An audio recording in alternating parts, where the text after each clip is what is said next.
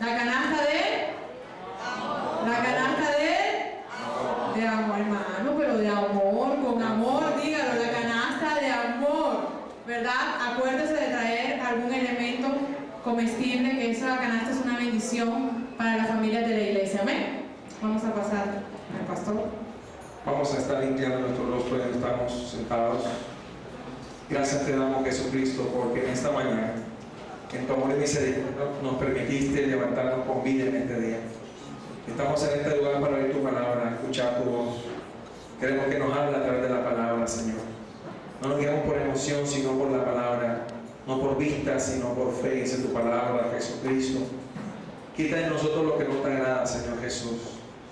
Derrama en esta mañana sobre la iglesia espíritu de sabiduría y espíritu de revelación en el conocimiento de tu palabra.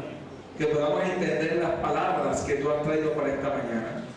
Que seamos guiados por ti, Espíritu Santo, porque todo aquel que es guiado por ti, ese es un verdadero Hijo de Dios. Espíritu Santo, gracias, porque derramas en esta mañana sabiduría, revelación, conocimiento de la palabra, derrama vida, verdad y libertad. Gracias, Padre amado, en el nombre de Jesús. Amén.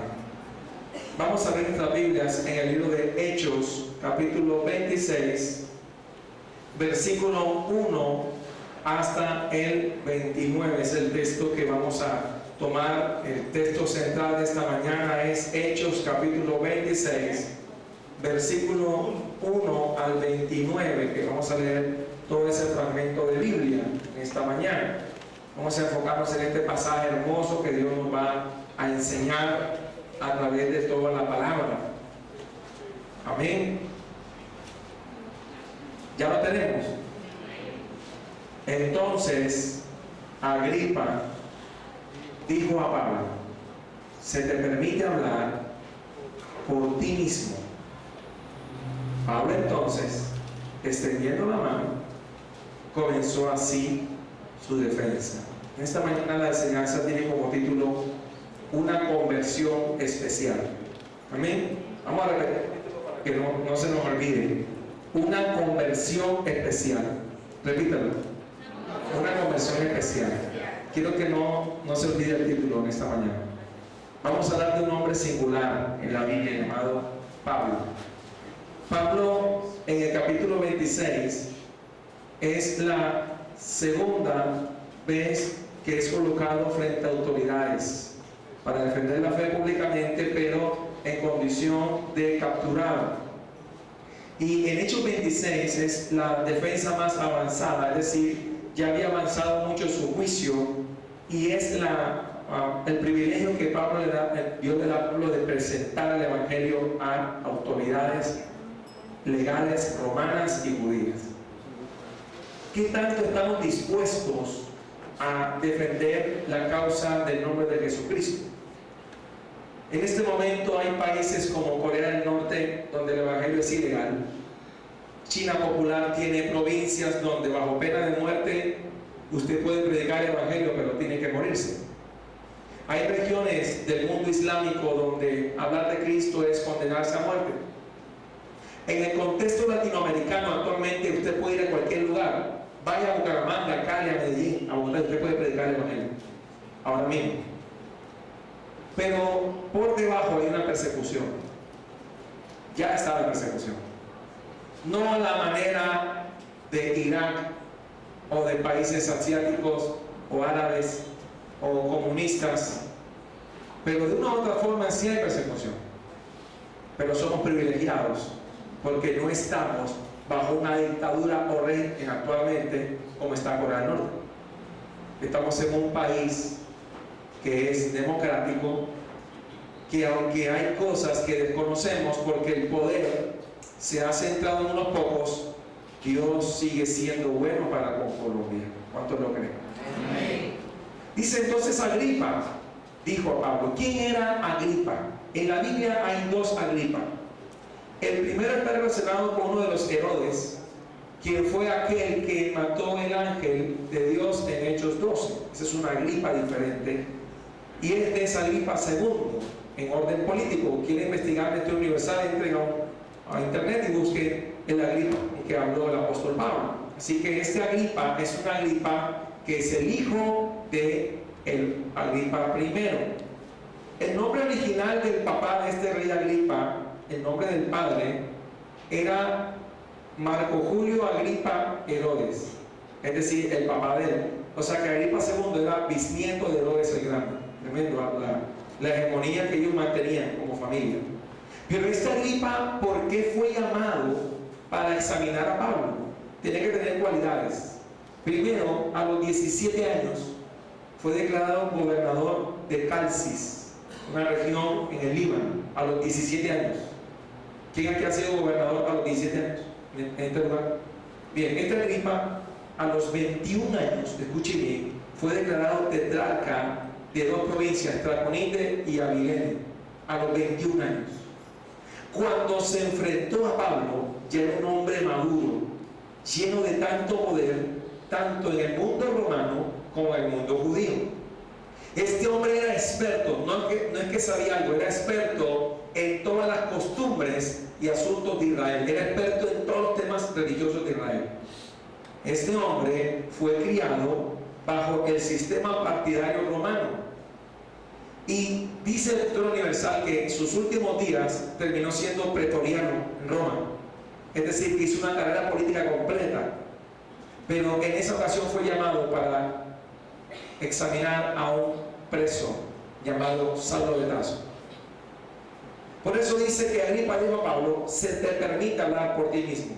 Una de las cosas que puedo reconocer en el texto es que uno necesita un abogado para defenderse, y Pablo estaba haciendo uso de su legítima defensa. Pero para poder hacer eso, usted no puede ir a un juzgado, a un tribunal, a hablar por usted mismo si no conoce las leyes. ¿Por qué Pablo fue capaz de pararse allí y hablar abiertamente a este tribunal? ¿Qué preparación tenía este hombre a diferencia de Pedro? Él podía defenderse en un juicio, ya que él era embajador de Israel en el mundo entero. Tenía la capacidad política y cognitiva de hacerlo. Así que se le dice a él, porque él no pidió abogado: se te permite hablar por ti mismo. Pablo entonces, y aquí viene una expresión cultural que nosotros no conocemos, el extender la mano en la antigüedad era pedir silencio. Hoy en día hacemos shh. Y antes en el mundo greco-romano, cuando usted extendía la mano, no era para señalar a alguien, sino para que se dejase permitir hablar. Así que extendió la mano, comenzó así su defensa. Eso que vamos a leer ahora es una defensa, es una parte legal, íntima, verdadera. Dice Pablo: me tengo por dichoso, oh rey Agripa II, de que haya de defenderme hoy delante de ti. O sea, para Pablo era un honor que le hayan puesto a este hombre. Pablo sabía que este hombre conocía la cultura hebrea. Para él era un honor. Si delante de Pablo hubiesen puesto a un colombiano, Pablo hubiera dicho: ¿tú sabes ley hebrea, judía? ¿Estás capacitado para oír lo que voy a decir? Porque Pablo habla frente a Agripa. Él reconoce que ante él hay una autoridad. Y mira lo que dice la palabra: me tengo por dichoso, rey Agripa, de que haya de defenderme hoy delante de ti de todas las cosas de que soy acusado por los judíos. Imagínense, su nación lo está acusando a él de blasfemia. Dice: mayormente porque tú conoces todas las costumbres, escuche, y cuestiones que hay entre los judíos, por lo cual te ruego que me oigas con paciencia. Yo no veo ahí un Pablo gritando, insultando a Agripa, gritándole, un hombre coherente, porque ya estudiamos que para defender el evangelio hay que hacerlo con ¿qué? Mansedumbre y reverencia. Si vas a estar en este púlpito, trata de hacerlo con mansedumbre y reverencia. No tiene licencia para gritar a la gente, ni tiene licencia para insultar a alguien. Pablo no está insultando a ese rey, a Agripa, está hablándole en términos que él puede entender. La palabra tiene que ser de una manera, la dicción debe ser correcta, tiene que escuchar las palabras. No hay necesidad de gritar para ello, así que a través de la misma palabra vamos a ser convencidos de todo pecado. ¿Cuánto lo creen? Amén. Filipenses capítulo 3, versículo 4 al 6, por favor, en esta mañana, antes de entrar al versículo 4. Filipenses capítulo 3, versículos 4 al 6 en esta mañana. No me dejen Hechos 26, pónganle la cintica porque es el texto que más vamos a utilizar, así que es el texto base. Filipenses capítulo 3, versículo 4 al 6. ¿Quién era Saulo de Tarso? No era un cualquiera. Filipenses 3, 4 al 6. ¿Lo tienen ya? Amén, gloria a Dios. Aunque yo tengo también de qué confiar en la carne, si alguno piensa que tiene de qué confiar en la carne, yo más. Dos puntos. Circuncidado al octavo día, es decir, la costumbre judía desde Moisés era que todo varón nacido que había en la matriz era circuncidado al octavo día. Escucha esta parte. Luego dice algo impresionante: del linaje de Israel, es decir, mantenía una genética judaica, de la tribu de Benjamín, hebreo de hebreos. No era cualquiera que Dios utiliza para instrumento de llevar el evangelio ante reyes y príncipes en el mundo. Dice hebreo de hebreos en cuanto a la ley. ¿Qué? Yo quiero hablar un poquito de eso. Los fariseos surgieron en el tiempo intertestamentario, después de la reforma de Esdras y Nehemías. Los fariseos surgieron como un partido que protegía el templo y las costumbres judías. Pero estos hombres exageraron el uso de la ley al punto que eran minuciosos y buscaban su conveniencia. Le decían a la gente que el día de reposo no debían hacer tal y cual cosa, y ellos hacían cosas el día de reposo. Eran minuciosos, tanto que llegaron a ser escrupulosos en la cuestión de los diezmos. Y Jesús un día le dijo a los fariseos: ustedes diezman la menta, el eneldo y la ruda. Llegaron a ciertas suspicacias que dijeron: bueno, lo ancho para nosotros, lo angosto para el pueblo. Cuando Jesús llegó en el tiempo en que llegó a la tierra, Jesucristo, cuando se manifestó a Israel, encontró un partido fariseo bien desarrollado, tanto que dominaba la mitad del Sanedrín en esa época. Y Pablo está diciendo: yo vengo de ellos. Si es por la ley, soy fariseo. Es decir, no tienen cómo reprenderme. Le está diciendo en el rostro a los filipenses. Mira lo que le dice: en cuanto a celo, versículo 6, perseguidor de la iglesia. ¿Qué era Pablo? Un perseguidor de la iglesia. En cuanto a la justicia, la palabra justicia es la palabra griega dike, donde viene la palabra dikaiosis, justificación. En cuanto a justicia, que esa es la ley, ¿qué dice? ¿Quién podía acercarse a este hombre sin ser herido por él, o afectado por su discurso, o atraído por su elocución? ¿Qué apóstol de Jesucristo, o qué cristiano primitivo, o qué evangelista tenía la capacidad de acercarse a Pablo para predicarle? La historia dice que ninguno. Solo hubo uno que pudo acercarse.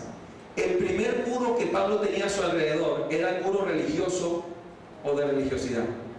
Pablo, en cuanto a la religión judía, era irreprensible. En cuanto a la ley, en cuanto al conocimiento judío, era fariseo. Es decir, que había un muro que lo rodeaba a nivel personal, que era la religión y la religiosidad. Muchas personas hoy en día se rodean de un muro de religión y religiosidad para que el Señor no se acerque a ellos. Ponen distancia de las personas y dicen: soy devoto a...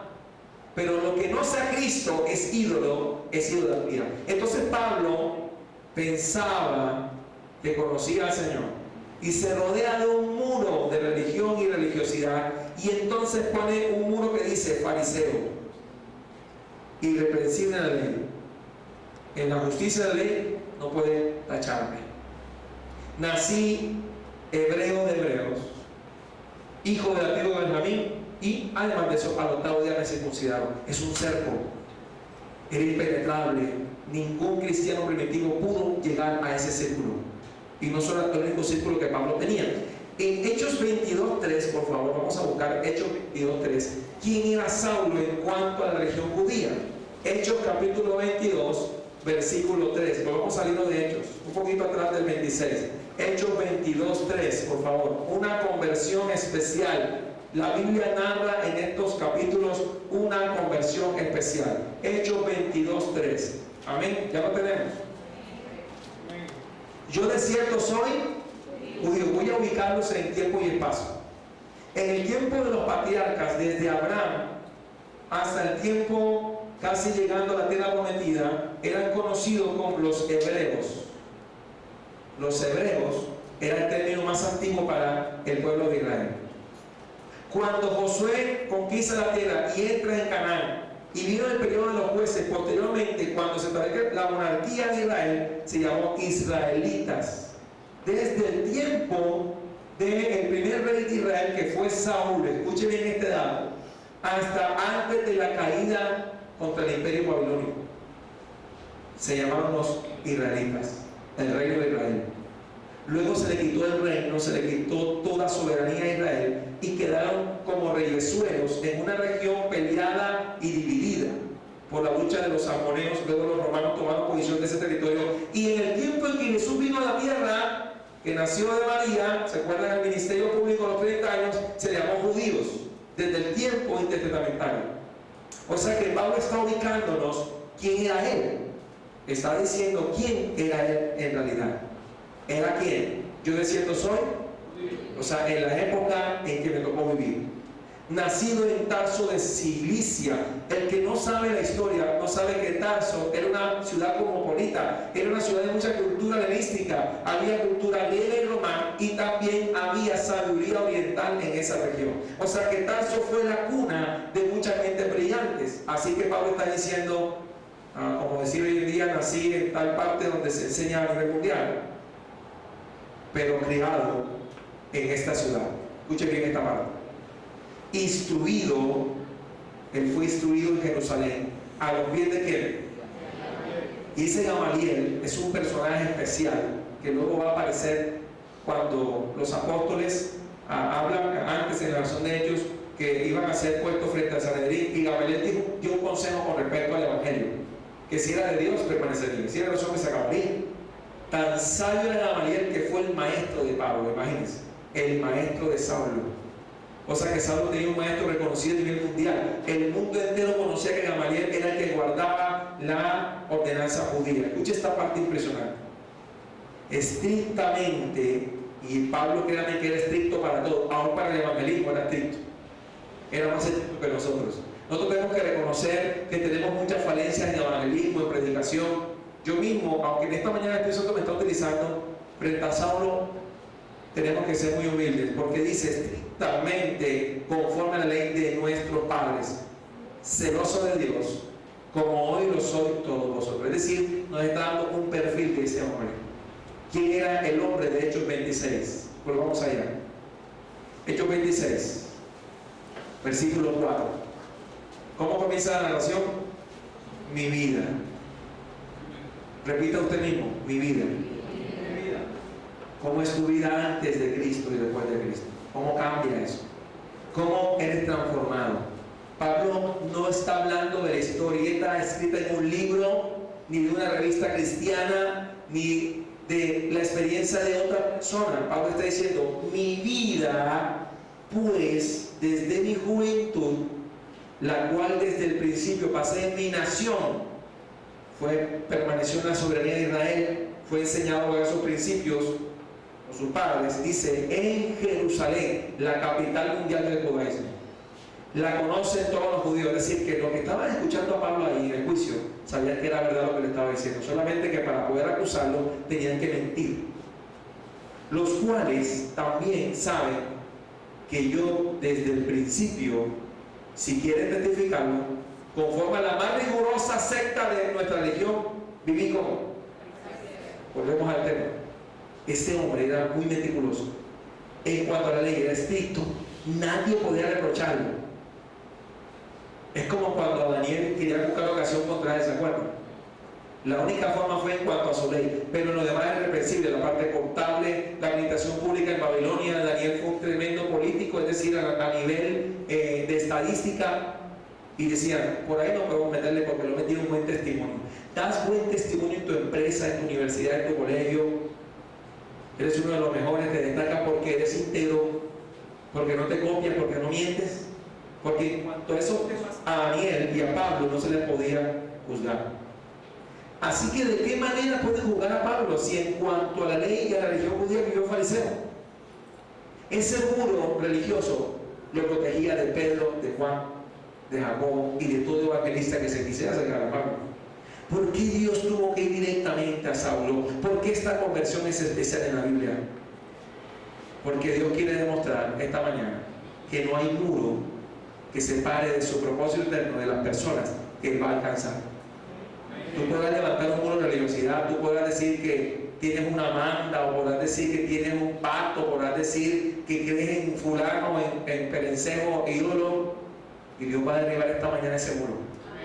Va a llegar a tu vida de manera soberana y te va a demostrar que no hay más Dios sobre la tierra, solo hay uno verdadero. Y Pablo, pensando que estaba haciendo bien, porque estaba defendiendo la religión judía, claro, la religión judía no conocía a Jesucristo, imagínense, nada más le faltaba eso.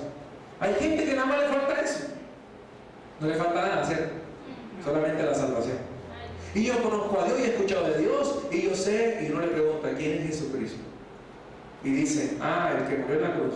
Bien, hasta que no me digas que tú eres hijo de Dios, que es el hijo de Dios, que redimió con su sangre tus pecados, que murió al tercer día y resucitó conforme a la Escritura, se levantó de los muertos al tercer día, y que por eso tú eres creyente, entonces no conoces a Jesucristo. Aquí sí quiero ser tajante. No es religiosidad, no es haber escuchado de Dios, no basta con eso. Porque una vez Job dijo hace más de 4000 años, de oídas te había oído, mas ahora ¿qué? Mis ojos te ven. Qué impresionante el testimonio de Job, ¿verdad? Pero Pablo comienza a decir, y ahora, versículo 6, por la esperanza de la promesa que hizo Dios a nuestros padres, soy llamado, ¿a qué? A juicio. Algún día seremos llamados a juicio por causa del Evangelio. No sé si será un presidente que ponga la orden o un militar, pero en algún momento en Colombia van a empezar a prohibir el Evangelio. Pablo estaba dispuesto a ir a juicio por causa de Cristo. Dice, promesa cuyo cumplimiento esperan que alcanzar nuestras 12 tribus, sirviendo constantemente a Dios. ¿De qué? De día y de noche, imagínense. Por esta esperanza, oh rey Agripa, ¿sabe con quién está hablando? Soy acusado por los judíos, o sea, los de mi propia nación, que se juzga entre vosotros cosa increíble, que Dios resucite a los muertos. Ese manto que rodeaba a Pablo de religiosidad, ese muro que lo rodeaba, Dios lo derribó en un momento. Y ahorita vamos a llegar a ese punto. Pero primero quiero que recuerden que sobre Pablo alrededor había un muro de religiosidad y religión. Si era por la ley de Moisés, usted no le podía enseñar a Pablo, Pablo en Deuteronomio tal dice tal cosa. No puedes decir eso porque él te pudiera enseñar a ti. Tuvo que pasar algo mayor para que Pablo reconociera al único y verdadero Dios y pudiese ser salvo. Amén. El segundo muro que Pablo levantó a su alrededor viene después en el versículo 9. Era el muro del poder y la autoridad terrena, política y militar. Vamos a apuntar esta parte. El segundo muro que Pablo tenía a su alrededor, fuera del religioso, más afuera, estaba rodeado de un muro de poder y autoridad, escuche, terrenal, tanto política como militarmente tenía a su cargo alguaciles. Por eso es que nadie se puede decir, Pablo, Cristo te ama, venga acá, preso. Así, hoy en día usted puede decir, ay, Cristo te ama, te bendice. Pero si estaba Saulo de Tarso por allí y escuchaba esta frase, decía, captúrenlo y llévenlo a prisión. Tenía la potestad, la autoridad terrena para hacerlo. Hechos capítulo 8, por favor, versículo 3. Este es el segundo muro que Dios tuvo que derribar sobre la vida de Saulo. Hechos 8:3, por favor, todos vamos allá. Una conversión especial. Como también en esta mañana el Espíritu Santo desea que haya conversiones especiales. Hechos capítulo 8, versículo 3. Y Saulo, ¿qué hacía? ¿Cuál era su misión? Asolaba a la iglesia. Y entrando, escuchen la parte sistemática, casa por casa, ¿qué dice?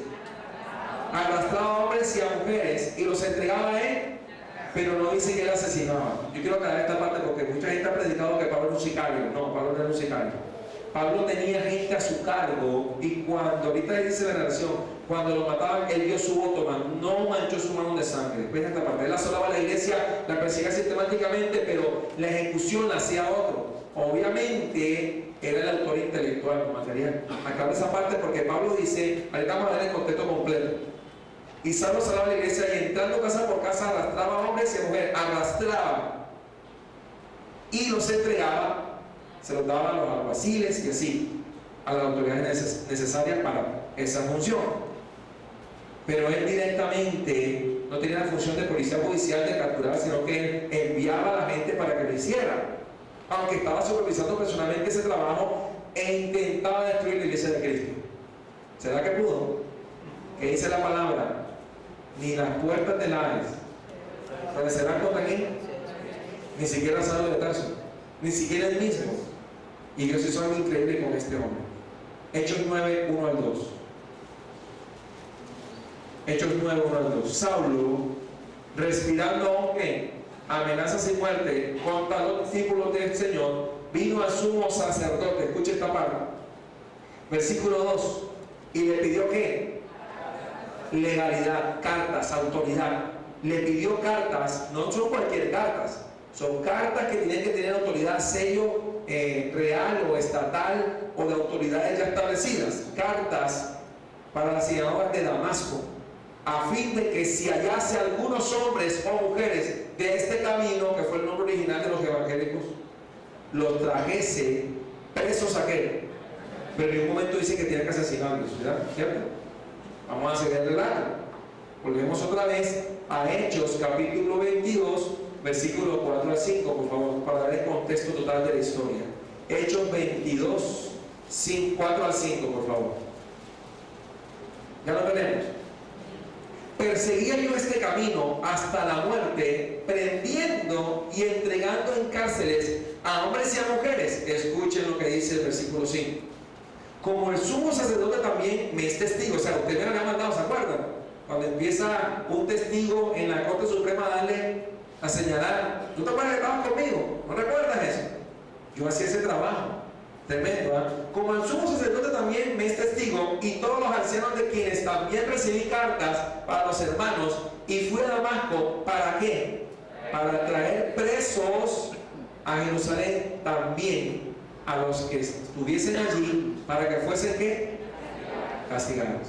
O sea que este hombre tenía autoridad terrena para hacerlo. ¿Se imaginan que hubiese pasado si Pedro se le acercaba a Pablo a predicar el evangelio? ¿Qué le hubiese pasado al mismo apóstol Juan? ¿Qué le hubiese sucedido a cualquiera que se hubiera acercado a él? Tenía que pasar por dos muros. Primero, el muro que acaba de poner frente a él, la parte de poderes terrenales, y dos, el muro religioso. Impenetrable este hombre. Pero a Cristo no le tiene que ver nada con eso. Cuando Cristo va a llegar a la vida de una persona, Él es soberano para hacerlo. Esté donde esté, se encuentre donde se encuentre, la condición que se encuentre, Él va a llegar a su vida y la va a transformar. Porque Él es soberano. ¿Cuántos creen que Dios es soberano? Es un Dios totalmente soberano. Así que vamos ahora a ver el relato completo en Hechos 26, donde estamos ahorita, versículo 9. Yo ciertamente había creído mi deber hacer muchas cosas contra el nombre de Jesús de Nazaret. Quiero que lo digan completo: el nombre de Jesús de Nazaret. Cuando los judíos oían eso, decían: este hombre ahora predica lo que perseguía antes a Jesús de Nazaret. Ellos no podían negar, escuche esta parte, los judíos no podían negar que había un problema porque no aparecía el cuerpo del Señor. ¿Dónde está el cuerpo de Jesús? Otra cosa que no podían negar es que las autoridades judías influenciaron para que los romanos lo colocaran en el Calvario. No podían negar ese hecho. No podían decir es real, es mentira que estuvo en la cruz, fue real. Lo que no podían explicar era por qué no estaba en la tumba. Ese ha sido un problema serio para ellos. Versículo 10, lo cual también hice en Jerusalén. Escuchen, yo encerré en cárceles a cuantos, a muchos de los santos, porque santos no son los muñecos, como decía el religión tradicional. Santos son aquellos que hemos recibido a Cristo en nuestra vida como Salvador. Amén, santificados en Cristo. Escuchen lo que dice. Dice, habiendo recibido poderes, oiga la palabra, habiendo recibido ¿qué? Poderes. No dice poderes, sino poderes. Tienes que tener mucha influencia sociopolítica y religiosa, ¿verdad?, para llegar a hacer eso. Poderes, escuchen de quiénes. De los principales principales sacerdotes, y cuando los mataron, y él se sale de ahí en el sentido de que dice los mataron, yo di, ese fue el pecado. Y por esa sencilla razón, por haber estado en la muerte de Esteban, allí viéndolo, y las ropas de los que asesinaron a Esteban se fueron puestas a los pies de Saulo cuando era joven, por esa razón fue que llevó tanto palo. Porque yo le digo que era necesario padecer. ¿Cuánto es necesario que padezcas por mi nombre? Todo aquel que está viendo que el Señor lo está llamando, porque es Dios que te busca a ti, no tú a él, debe armarse ese pensamiento. Allá pues ese mismo sentir que hubo también en Cristo. También Cristo padeció, porque yo voy a pensar que el Evangelio no voy a padecer. Si te predicamos un Evangelio donde todo es bien, tienes un problema serio. Ese no es el Evangelio de Cristo.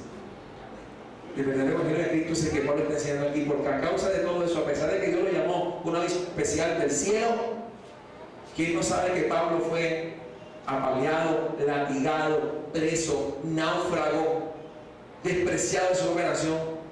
Así que todo aquel debe armarse el mismo pensamiento que Cristo salvó. El verdadero cristianismo me lleva a padecimiento. Hoy en día hay un evangelio extraño, donde la gente se dice que todo va a estar bien. Van a venir dificultades, enfermedades, pruebas, situaciones. Pero ¿sabe qué es lo hermoso? Que Él prometió que iba a estar con nosotros todos los días. ¿Hasta cuándo? Miren lo que dice el texto. Yo di mi voto. Y muchas veces, ojo, porque Pablo se está sincerando con este tribunal, muchas veces castigándolos en todas las sinagogas, los forcé a blasfemar. Impresionante, ¿eh? Forzaron a blasfemar a un cristiano. ¿Qué mecanismo utilizó Pablo para poder hacer eso? Dice, y enfurecido porque los odiaba sobremanera contra ellos, los perseguía hasta en las ciudades extranjeras, no los dejaba respirar, no los dejaba abrir iglesias. Y después, ¿qué hizo Dios con este hombre? El que no dejaba abrir iglesias, luego abrió iglesias. Impresionante, ¿eh? El que no daba respiro al Evangelio, ahora era apaleado por el Evangelio.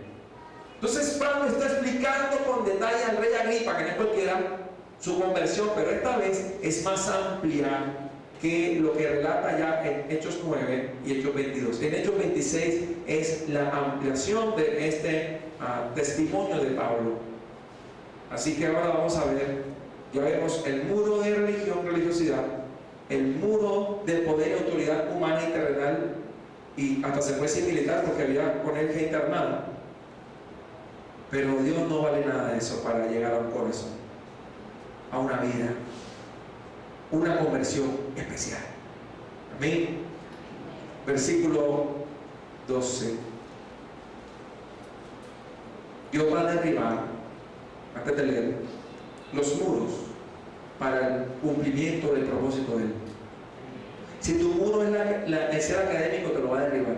Si tu muro es la duda, te lo va a derribar. Dime cualquier muro que tú levantes y Cristo te lo va a destruir. Si tu muro son tus amistades, Dios te la va a quitar. Si tu muro es el trabajo, Dios te lo va a quitar.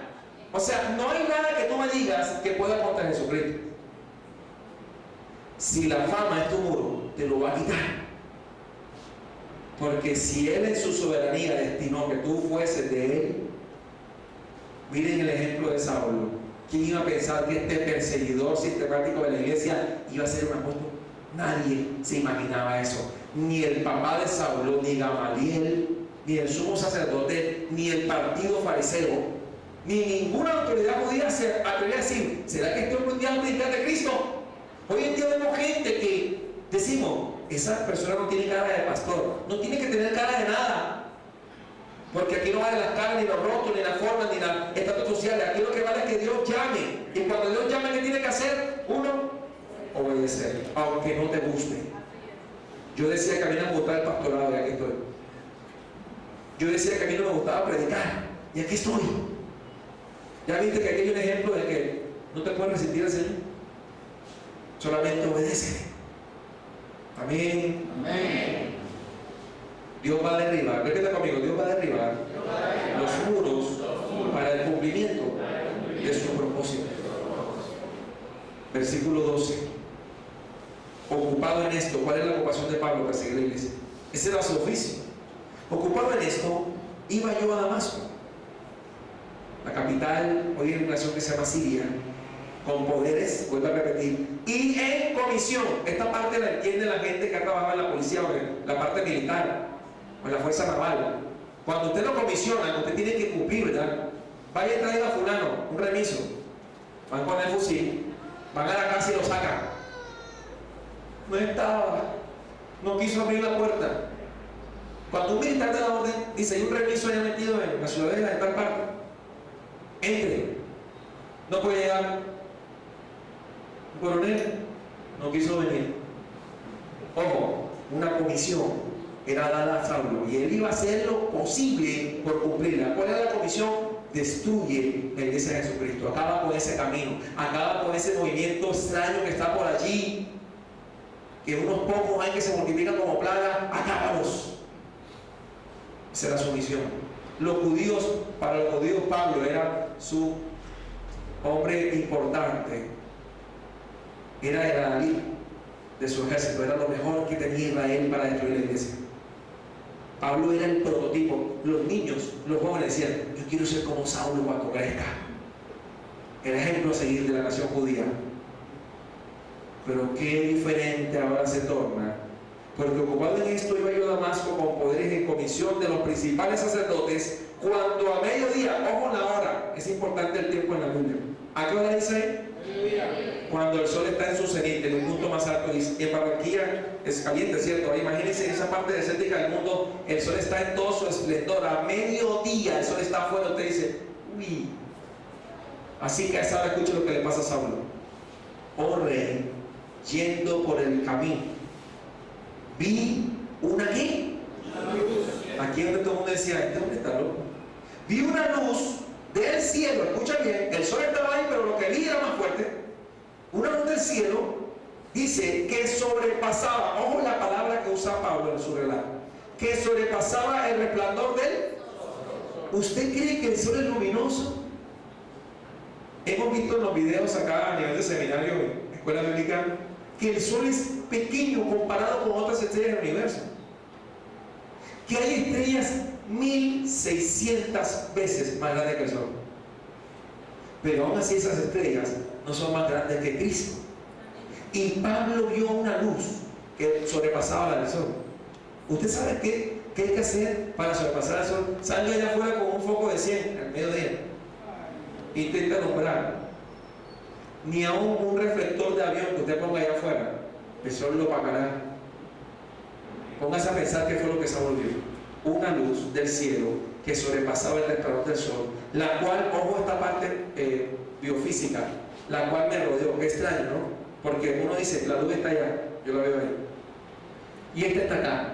Pero tuvo que ser tantos lúmenes que él dice, me rodeó, o sea, no había por dónde mirar, porque se saturó su retina, porque en los altos niveles de luz usted no puede ver. Si usted es sometido a muchos grados de luz, usted no puede ver. Como cuando usted es así, dice, no veo nada. Imagínense que hay algo por todo alrededor suyo, que va a haber nada. ¿Qué fue lo que rodeó a Saulo en esta ocasión? La cual me rodeó. Ojo, porque está relatando como es. A mí y a los que iban conmigo. Y habiendo caído todos nosotros en tierra, oí una voz que me hablaba y decía, y escuche cómo le habló Dios a Saulo. No le habló en español, no le habló en alemán ni en holandés, porque él no era holandés ni era alemán. Le habló en lengua para que no hubiera error. Aunque Pablo era políglota, hablaba los 5 regiones del griego, hablaba los 5 dialectos griegos, hablaba idiomas que nosotros ni siquiera conocemos, el frigio, el capadocio. Pero Dios le habló fue en hebreo. Si Dios te va a hablar a ti, te va a hablar en español. Dios no te va a hablar en inglés si no sabes inglés. Dios no te va a hablar en árabe, te va a hablar en español, porque naciste en un país que es basado en la influencia del español. Hablamos de Iberoamérica, es la península, la parte de España más toda Latinoamérica. En español, ¿no? Excepto lo que es Portugal y Brasil. El resto todo habla español. Si Dios te va a hablar a ti, te va a hablar español. Y a Pablo le habló en lengua hebrea. O sea que Pablo dijo, hey, el idioma de nosotros. Yo entiendo lo que me está diciendo. ¿Qué le dijo? Saulo, Saulo, hoy te dice a ti tu nombre. 2 veces, pero te lo va a decir en español. Saulo, Saulo, escuche la pregunta: ¿por qué me persigues? ¿Qué pensaba Saulo que estaba persiguiendo? Le dice a Cristo, a ese movimiento, a esos que están hablando de un Jesús de Nazaret, que son unos locos. Pero ahora se hace real esa causa por aquellos, ellos morían. Ahora se le vino él mismo en persona. No le importó el muro religioso ni el muro de poderes terrenales, y se le acerca y le dice: ¿por qué me persigues? Se cayeron todos los muros ahí. Escuchen lo que le dice: dura cosa es dar cosas contra la hija. Yo entonces dije, escuchen la pregunta: ¿quién eres, Señor? ¿Cómo que quién? ¿No se suponía que Pablo conocía al Dios de sus padres? ¿No se suponía que Pablo conocía el pacto de Abraham, Isaac y Jacob? ¿No se suponía que había recibido toda la enseñanza de la ley mosaica? Y ahora dice: ¿quién eres, Señor? ¿Qué hace falta para ser un verdadero cristiano? Hace falta Cristo. Simplemente. Yo no quiero que usted llegue a este lugar porque hay aire o porque hay luces. Aquí este lugar empezó sin eso. Es bien la comodidad, bueno, gloria a Dios. O porque le gusta el piano, o porque la mesa está muy bonita, porque filma. Quiero que usted venga a este lugar porque está buscando de Cristo, y porque Cristo ya vino a tu vida, y porque Él está queriendo que tú en esta mañana abras tu corazón a Él. Ese es el motivo por el cual tú estás aquí esta mañana. Debería ser el punto central. ¿Quién es el Señor? Y el Señor dijo: yo soy, y le dice claramente: Jesús. No le dijo que era Jehová, ni Yahweh, ni el Shaddai, ni el Cana, ni el Olam, ni el Elión. No le dijo eso. No le dijo que era Jehová Nisi, o Jehová Rafa, o Jehová Ra, o Jehová Jireh. ¿Por qué dijo estos nombres? Porque todos esos nombres los conocían los hebreos. Pero le dijo: yo soy Jesús, a quien tú persigues, el Hijo de Dios. Llega Saulo en vivo y en directo: pero levántate, estaba en tierra, y ponte sobre tus pies. O sea, voy a hablar contigo, levántese. Reconoce que frente a él había una autoridad superior, que él no está acostumbrado, ni su cuerpo ni sus fuerzas, a resistir. Y le dijo: yo soy Jesús a quien tú persigues, pero levántate y ponte sobre tus pies. Haga lo que le estoy diciendo, porque para esto te he aparecido a ti. Hay muchas apariciones por ahí de Cristo, pero ¿para qué aparece? ¿Cuál es el propósito? Pues en verdad apareció que, porque se va a aparecer por un propósito, no es para que tú lo veas. Jesús nos anda mostrando por ahí como lo hacen los demonios. Él aparece para cosas especiales, y no todas las veces. Si hoy en día alguien le está diciendo en televisión o en radio: venga a la campaña que Cristo va a estar y se va a aparecer, eso es blasfemia y es herejía. Porque el Hijo del Hombre dijo: cuidado cuando digáis, Él lo haya en el aposento, Él lo haya, no vayáis ni lo oigáis. Hace poco un predicador norteamericano dijo que en una cruzada en África Jesús iba a aparecer en la plataforma, y la gente decía: amén. ¿Cuál amén? Cuando Cristo venga no va a ser tan agradable. Cuando Él venga por su pueblo, está establecido en la palabra. No viene a mostrarse para que lo vean, viene a juzgar al mundo con rectitud y justicia. Así que cuando te digan que el Señor se va a aparecer, diga: no, eso no es verdad, porque la Biblia dice otra cosa. La Biblia dice: como el relámpago que sale del oriente y va al occidente, así será el día que el Señor venga. ¿Cuántos lo creen? Amén. Usted no tiene por qué estar pendiente de esas cosas que están inventando hoy en día. Mire la palabra de Dios. Jesús se le aparece realmente a Saulo y le dice: porque para esto te he aparecido a ti, para ponerte por ministro. Imagínate, el perseguidor de la iglesia iba a ser ¿qué? Ministro. Y testigo de las cosas que has visto y de aquellas en que me apareceré a ti. No fue la única vez que se le apareció al Señor a Saulo, lo comprobamos porque en el libro de Hechos luego el Señor se le aparece a Pablo en Corintios, y en otras ocasiones en la cárcel se le aparece el Señor para darle fuerzas. Por eso le dice específicamente: y de aquellas en que me apareceré a ti. O sea que no fue la única experiencia que tuvo Pablo. ¿Reconocen eso? No fue una sola vez que Cristo se le apareció. Y es falso decir que solamente Jesús se le apareció a Pablo en Hechos 9, cuando en otras ocasiones, estando preso, se le aparecía al Señor para darle fuerzas. librándote de tu pueblo y de los gentiles, a quienes ahora te envío. Imagínense, lo peor que le podían decir a Pablo era: vas a ir a los gentiles. ¿Cómo así? Un judío de judíos va a ir a los gentiles. Yo estoy acostumbrado a disciplinar a los de mi propia nación y a perseguir a esa gente. ¿Voy a ir a los gentiles? Es como si yo te comisionara y te dijera: voy a predicarle a un grupo armado, o voy a predicarle a ese pueblo que mata a los cristianos. Usted diga: ay Señor, yo voy a ir allá. Va para allá. Si Dios te ordena, tienes que ir. Amén. Se acabaron los meses. Pablo no quería eso, ¿verdad? Humanamente. Escuche lo que dice: para que abra sus ojos, para que se conviertan ¿de qué? El verdadero cristianismo es cuando una persona pasa de las tinieblas a la luz, pasa del pecado a la santificación, pasa de la inmundicia a la santidad. Cristianismo no es una moda, es vivir para Cristo, es agradarle en todas las cosas, es cumplir su palabra, es cumplir su mandamiento. Escuche bien lo que dice el Señor, le dice a Pablo: para que abra sus ojos, para que se conviertan de la tiniebla a la luz y de la potestad de Satanás, porque está mencionando primeramente cuál es el enemigo de nuestras almas. Escuchen lo que Jesús mismo está hablando. Jesús, no es Pablo ni Pedro, no es doctrina bíblica, es la palabra de Dios, en el sentido de que Jesús directamente, porque algunos quieren hablar acerca de que Satanás no existe. Hay teólogos que dicen que el diablo no existe, y aquí Jesús le está diciendo a Pablo, de salida le está diciendo lo siguiente.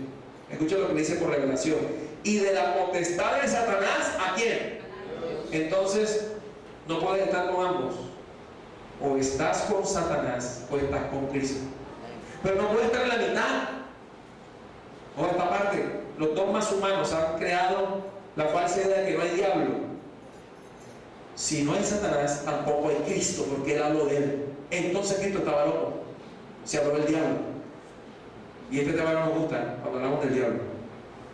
El enemigo de nuestras almas ya fue vencido en el Calvario, ya fue juzgado por el Padre, pero está puesto allí. ¿Saben para qué? Para que nos aferremos a Cristo y dejemos de ser autosuficientes y reconozcamos que apartados de Cristo nada podemos hacer. Y Jesús le dice, y este pedacito no aparece en Hechos 9, ¿cierto que no aparece? En el otro relato, ustedes lo que han leído la Biblia, este pedacito aparece en Hechos 9. No, este relato es más ampliado. Miren lo que dice.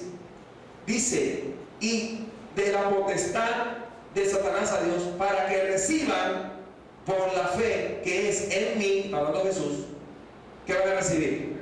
Perdón de pecados y herencia entre los. No hay otro medio para ir al Padre. Se llama Jesucristo. Tú podrás encomendarte a lo que tú creas. Vamos a crear el Dios escoba o el Dios trapero. Invéntatelo, pero no es un Dios. Pero solamente hay uno solo en el universo: el autor y consumador de la fe. ¿Cuántos lo creen? Amén. Amén. Una conversión especial. Te dirá: bueno, pero ya debe acabarse la historia, ya todo está dado. Ya es suficiente. Cristo se le apareció a Pablo. Ya es suficiente, ya predicaron, ya es suficiente. Se me ha enseñado de la fe 10,000 veces. ¿Haces? Tú puedes oír un mensaje 300 veces. ¿Lo estás haciendo? ¿Qué faltaba? Faltaba algo. Derribó el muro de religiosidad, derribó el muro de poder y autoridad humana, derribó el propio concepto humano de Pablo personal. Ahora falta algo que el creyente debe hacer. Versículo 19, hay un detalle aquí. ¿Están ahí? 19. Por lo cual, oh rey Agripa, no fui rebelde. ¿A qué? A pesar de que Dios te hable, Pablo añade que él no fue rebelde a la visión. O sea que era posible que se pudiese echar para atrás, porque él está aclarando algo. A pesar de que vi la visión, fui obediente a la visión. ¿Eres obediente a lo que Dios te llamó a hacer? Aunque no te guste, debes hacerlo. No creas que siempre va a coincidir que Dios te manda a hacer algo que te gusta. A Pablo no le gustaba ir a predicar el evangelio, ni mucho menos abrir iglesias, ni mucho menos levantar ministros, porque él perseguía ese camino.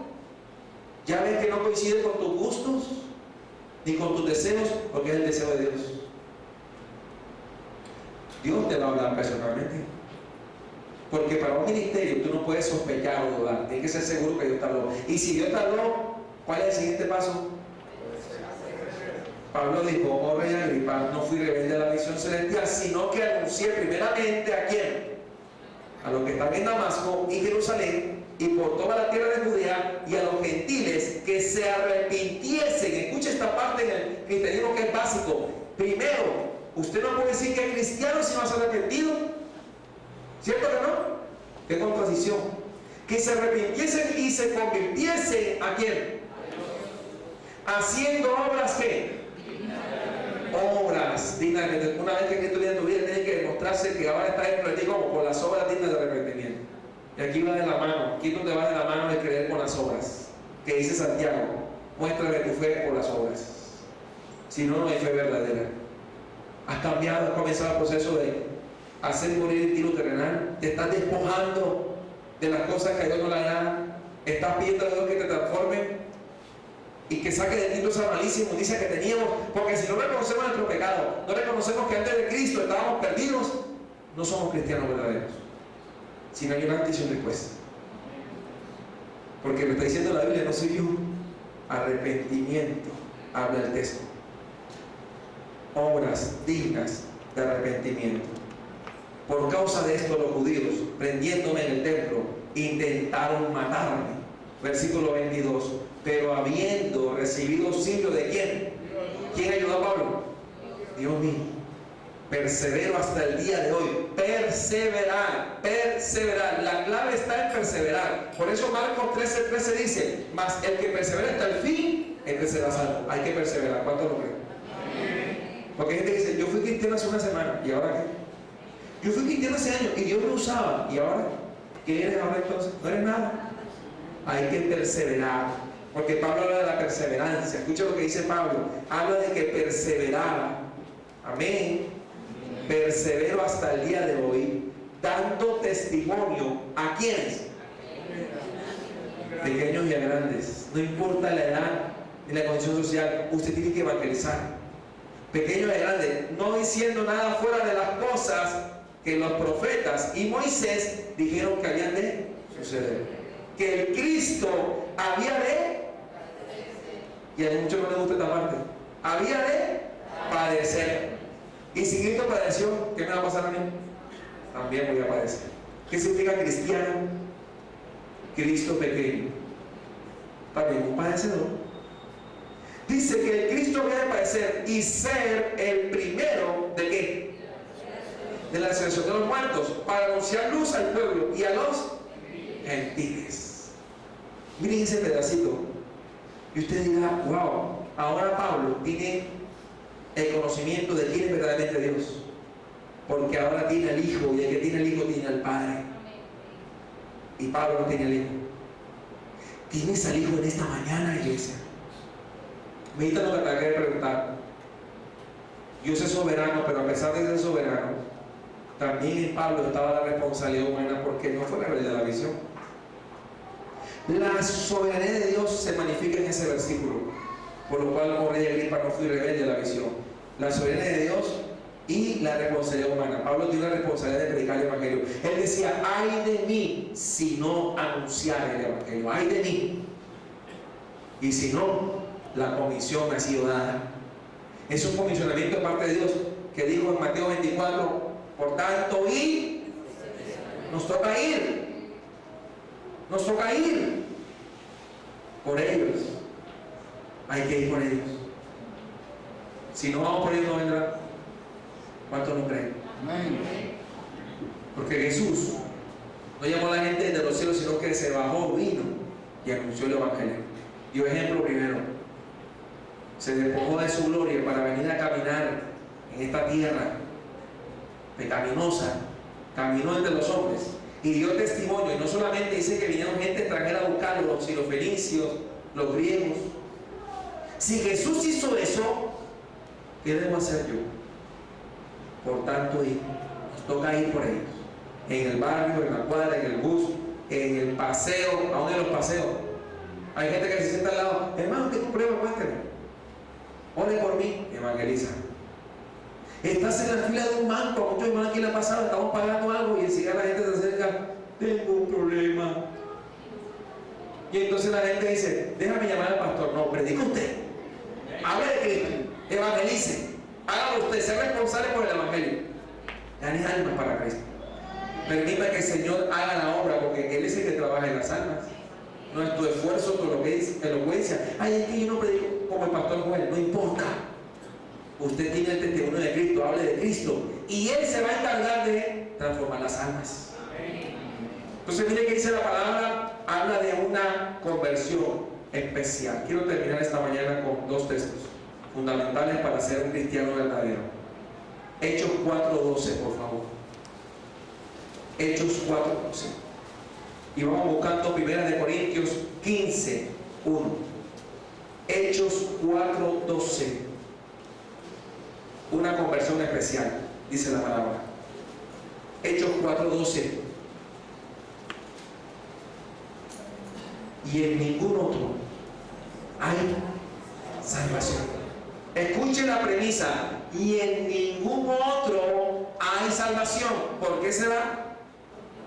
Porque no hay ¿qué? Otro nombre. No hay. Y lo digo con toda autoridad. No es San Pancracio ni San Pacho ni nada de eso. No hay otro nombre, ni de vírgenes tampoco. No hay otro nombre. Lo dice el texto bíblico, no lo estoy diciendo yo. No hay otro nombre que bajo al cielo. ¿Dado a quién? El que podamos ser salvos. No lo hay. O sea que es excluyente. Y aunque no nos guste, solamente hay un camino para ir al Padre. Y aunque no nos guste, a veces aceptar y es reconocer que si Saulo, el Señor no llega a su vida, no hubiera sido salvo. Necesitaba de Jesucristo. Amén. Necesitas de Jesucristo para poder salvo. No hay otra manera. Tú no podrás ir al cielo por una ventana o otra puerta aparte de Jesucristo. No podrás entrar. Es imposible. Porque no hay, en ningún otro hay salvación. Porque no hay otro nombre bajo el cielo. ¿Cuál es ese nombre? Jesucristo de Nazaret. Dice la palabra, ¿verdad? Pablo en su testimonio dice Jesús de Nazaret. Y aclara, ¿no? Gloria a Dios por eso. 1 Corintios 15:1, por favor. Si tú no recibes el hecho de que Jesucristo es el único que puede salvar, entonces no podrás ser salvo. Y número 2, para cerrar, el mismo Saulo, que ahora es Pablo, nos da una enseñanza en 1 Corintios capítulo 15, versículo 1, y con esto termino esta mañana. Hay dos hechos que hacen a una persona cristiana. Uno, que ponga su confianza en el nombre de Jesucristo, porque no hay otro nombre bajo el cielo para poder ser salvo. Y número 2, el hecho de que reconozca que Jesucristo se levantó de los muertos. Amén. Amén. Si tú no reconoces que Jesús se levantó de los muertos, tu fe es vana. ¿Ya lo tienen? Dice 1 Corintios capítulo 15. Además os declaro, hermanos, el evangelio que os he predicado, el cual también recibiste, en el cual también perseveráis. Y ojo, una cosa es recibir y otra cosa es perseverar. Hay personas que reciben pero no perseveran. La clave aquí es perseverar. Por el cual asimismo, si retenéis, ojo los condicionantes, si retenéis ¿qué? La palabra que os he predicado. Si la retienen, verbos, recibir, perseverar, retener. Sois salvos, si no creéis en vano. Escuchen que está hablando el apóstol Pablo aquí en la palabra. Porque primeramente os he enseñado lo que asimismo recibí, que Cristo murió. ¿Por qué? ¿Por qué murió Jesucristo? Por nuestros pecados. ¿Conforme a qué? Estaba escrito, a las Escrituras. Y que fue sepultado. Si tú no sabes eso, no eres cristiano. Hay cristianos, va a parecer insólito, pero hay cristianos que no saben que eso pasó y dicen ser cristianos. Son cristianos porque la gente va para allá o va para acá. Pero realmente reconoces de que Cristo murió y resucitó. Mira lo que dice Pablo para terminar. Dice, y que fue sepultado y que resucitó, ¿cuántos días? Al tercer día, conforme a las Escrituras. Y que apareció a quién? A Cefas, o sea a Pedro, y después a los 12. Después apareció a más de 500 hermanos a la vez, de los cuales muchos viven aún y otros ya duermen. Después, escuche que ahí no para todo, apareció a Jacobo, después a todos los apóstoles y al último de todos, como a un abortivo, me apareció a mí, o sea, como a uno que no había nacido, porque yo soy el más pequeño de los apóstoles, que no soy digno de ser llamado apóstol. ¿Se acuerdan de Hechos 26? Él decía, no soy digno de ser llamado apóstol porque perseguía a la iglesia de Dios, pero por la gracia de Dios soy lo que soy. ¿Por qué somos lo que somos?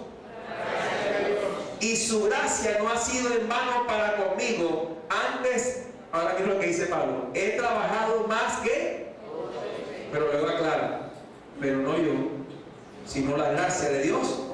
Si no está la gracia de Dios, ¿qué pasa? No pasa nada. Porque o sea yo, o sean ellos, o sea Miguel, o sea Jaime, o sea Joel, o sea Dani, o sea cualquiera, escuche, así predicamos y así habéis creído. Pero si se predica de Cristo que resucitó de los muertos, ¿cómo dicen algunos de vosotros que no hay resurrección de los muertos? De muertos. Porque si no hay resurrección de muertos, escucha iglesia, tampoco Cristo resucitó.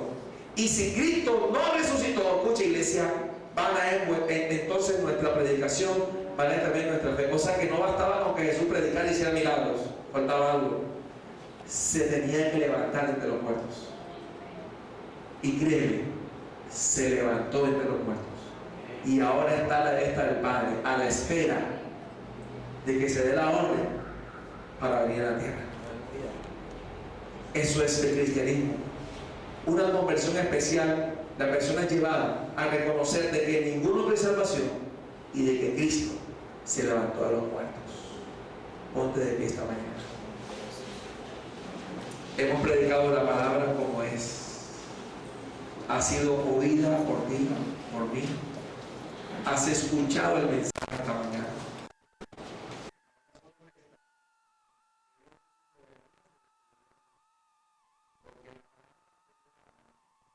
Saulo,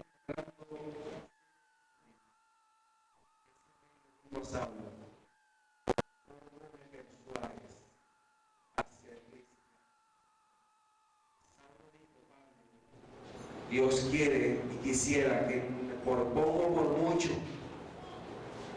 muchos, por poco o por mucho, reciban al Señor. En esta mañana, Dios quiere que aunque sea por poco o por mucho, tú seas un verdadero cristiano en esta mañana. El rey Agripa públicamente estaba pensando en su fama como hombre de leyes y de judaísmo. Y por esa multitud que la golpeaba y lo veía como autoridad, quizás por su renombre y fama, no recibió al Señor ese día.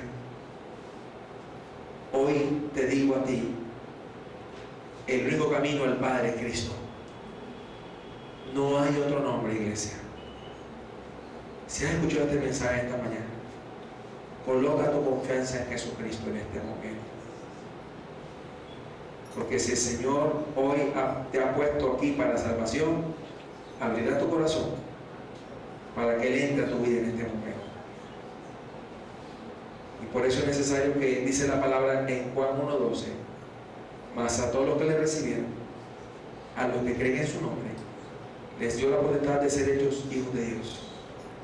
En esta hora, si el Señor ha abierto tu corazón, si el Espíritu Santo te ha dado convicción de pecado, justicia y juicio, de pecado por cuanto no crees en el Señor, de justicia por cuanto Cristo fue a la diestra del Padre y está allá, y de juicio por cuanto el príncipe de este mundo ya fue juzgado, si el Espíritu Santo en tu vida hoy te habló y abrió tu corazón, entonces es tiempo de recibir al Señor. Es el tiempo en que el Señor Jesucristo viene sobre tu vida. Este es el día que hizo el Señor para la salvación de tu alma. Y vas a estar en esta mañana, como estamos aquí en un lugar cerrado, haciendo esa profesión de fe.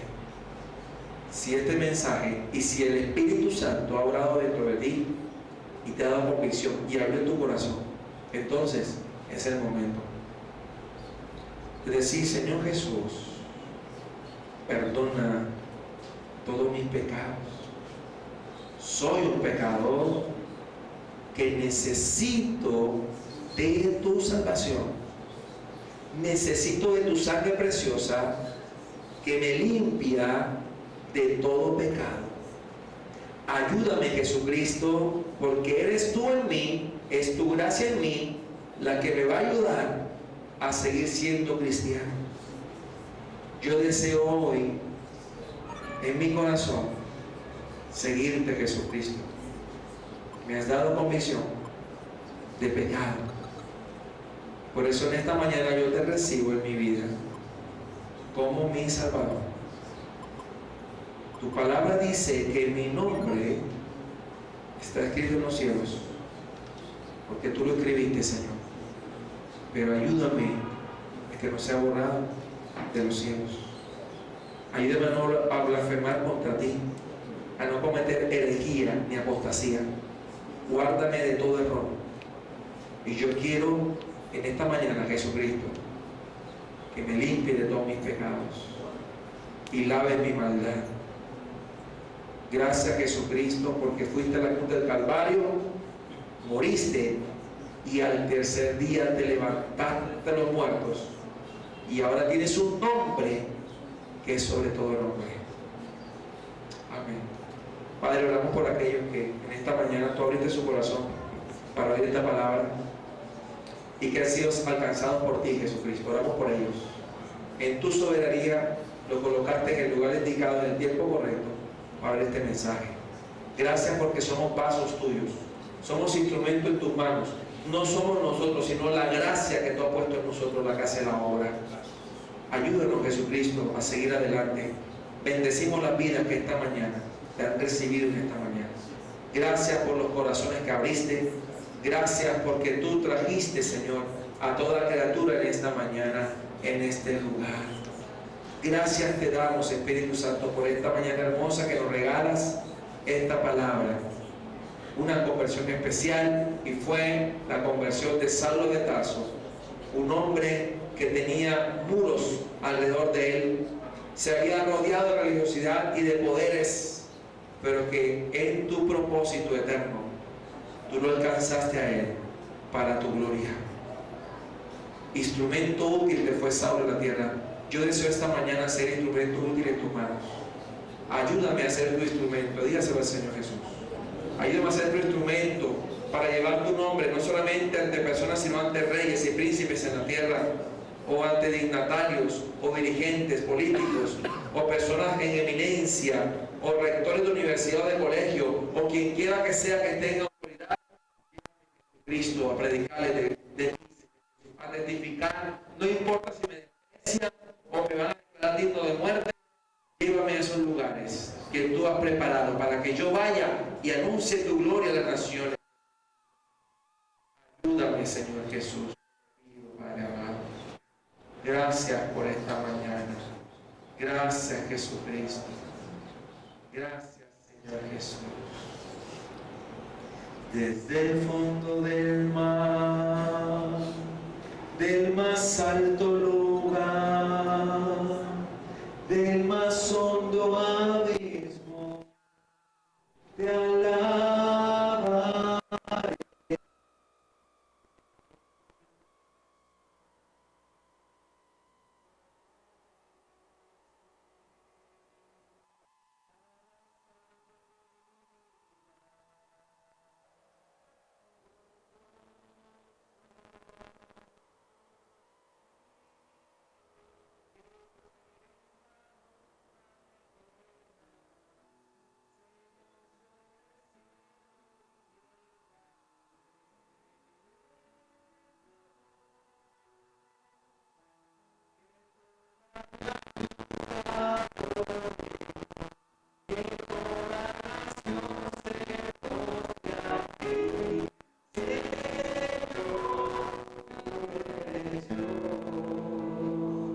Jesucristo, esta mañana queremos levantar un cántico a ti, Señor, esta mañana, que tú eres el Rey de Reyes, que tú eres el Señor de Señores. Nuestra vida está escondida en tus manos.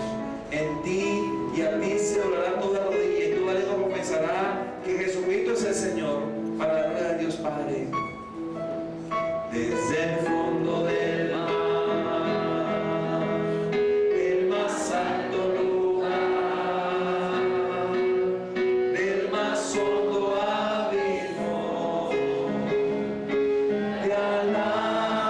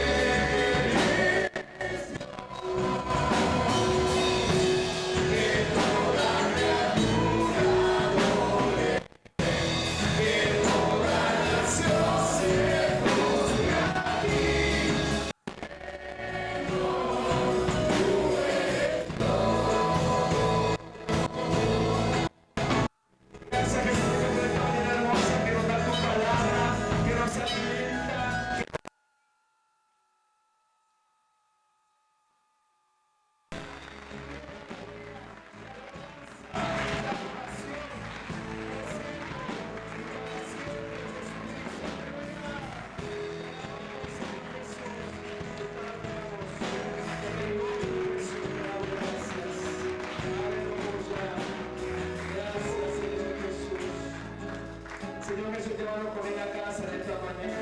Guárdanos. Salir por esa puerta, Señor. Que sea tu mano y tu gracia sustentándome, Señor. Si no fuese por ti, hace tiempo hubiésemos muerto, Señor Jesús. Ayúdanos, Padre amado. En esta mañana queremos bendecir, oh Jesucristo, a aquellos hermanos que estén de cumpleaños, Señor Jesús. Ayúdanos en este momento. Hermano William, pasa por acá que vamos a orar por ti. Aleluya, gracias Jesús. Queremos bendecir la vida de William esta mañana. Gloria a Dios, te bendiga. William de pronto no sabía que era pastor, ¿cierto? Queremos bendecirte, hermano. Dios permitió que nos conociéramos en condiciones diferentes, pero ahora, por su gracia, estás en la casa de Dios con nosotros. ¿Cuántos saldrán por eso? Es por su gracia puramente. No es por nuestros méritos humanos, sino es por su gracia. Padre, bendecimos la vida de William, su familia, los que le rodean. Hoy está de cumpleaños, Señor. Y sé que para él es especial y para nosotros también. Lo bendecimos en esta mañana. En el nombre de Jesús de Nazaret pedimos para que la vida de William siga siendo transformada por ti, Jesucristo. Tú eres el que hace la obra, Señor. Tú eres el que pone el querer como el hacer. Así que deseamos que seas tú impartiendo vida sobre su vida, Señor Jesús. Para que también William pueda decir como Saulo de Tarso, mi vida eres tú, Jesucristo. Oh Padre, gracias por esta mañana. Bendecimos a William en su cumpleaños y que lo ayudes y lo guardes. Y aquellos hermanos que en estos días también están de cumpleaños, bendícelos, Padre amado, y guárdalos en tu poderoso nombre. Aquellas personas que hoy vienen por primera vez, guárdalas en tus manos, Jesucristo. Tu palabra dice que tú viniste a dar libertad a los cautivos, y sé que lo haces porque es tu obra libertadora, Jesucristo. Gracias por esta mañana. En tu nombre, Señor Jesús. Gracias.